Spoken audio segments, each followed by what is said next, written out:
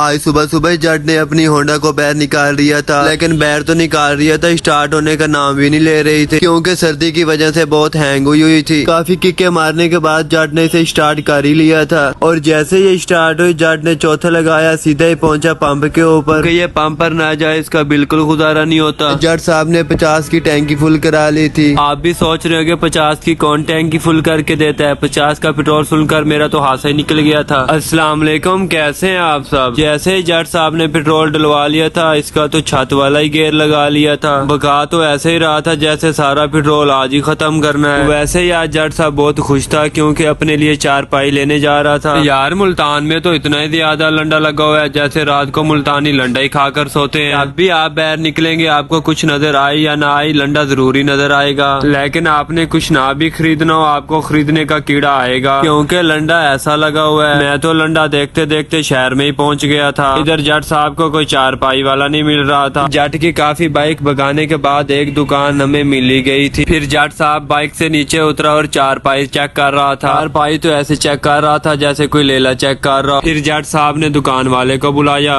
کیونکہ ان سب 4 پائیوں کی پرائس پوچھ رہا تھا۔ دکان والا انکل تو پرائس بہت ہی زیادہ بتا رہا تھا، لیکن جٹ صاحب کو کوئی 4 پائی پسند ہی نہیں آ رہی تھی۔ پھر آپ کے بھائی نے ساری 4 پائی کو چیک کیا، لیکن مجھے تو بلیک والی اچھی لگ رہی تھی۔ آخر کار جٹ صاحب کو بھی بلیک والی پسند آ گئی تھی۔ اب 4 پائی تو پسند آ گئی تھی لیکن ریٹ نہیں فکس ہو رہا تھا۔ کافی دیر بحث کرنے کے بعد ان کا ریٹ فکس ہو گیا تھا۔ پھر جٹ صاحب نے والیٹ نکالا اپنا اور پیسے گن کر دے دیے انکل کو، لیکن میں تو یہ سوچ رہا تھا کہ 4 پائی لے کر کیسے جانی ہے۔ جیسے ہی انکل کو پیسے دیے اس نے تو 4 پائی اٹھا کر بائک کے اوپر ہی رکھ دی تھی اور مجھے ایک پیغام بھی دے دیا تھا کہ 4 پائی کو چھوڑنا نہیں ہے آپ نے۔ میں تو 4 پائی کو ویلڈ ہو کر بیٹھ گیا تھا۔ جٹ صاحب نے سیدھی بریک لگائی ایک چپس والے کے پاس۔ 4 پائی کو تو ہم نے چپس والی ریڑھی کے پاس ہی رکھ دیا تھا کیونکہ بیٹھنے کی بالکل جگہ نہیں تھی۔ جیسے ہی ہم 4 پائی پہ بیٹھے جٹ نے آرڈر دے دیا تھا چپس کا۔ آرڈر تو پورے 50 کا کر دیا تھا جو ہم سے ختم ہونے کا نام بھی نہیں لے رہی تھی، لیکن چپس تو ہم کھا رہے تھے، سارے لوگ ہمیں ہی دیکھ رہے تھے جیسے ہم نے کوئی نیا کام کر لیا ہو، لیکن چپس بہت مزیدار اور گرم گرم تھی۔ پھر ہم نے کیا چپس کو فنش اور 4 پائی اٹھائی بیٹھ کے بائک کے اوپر۔ یار میں تو 4 پائی پکڑ پکڑ کر بہت ہی زیادہ تھک گیا تھا۔ پھر میں جٹ سے پوچھ رہا تھا کوارٹر کو کتنی دیر رہ گئی ہے۔ آخر کار جٹ صاحب نے ہمیں کوارٹر میں پہنچا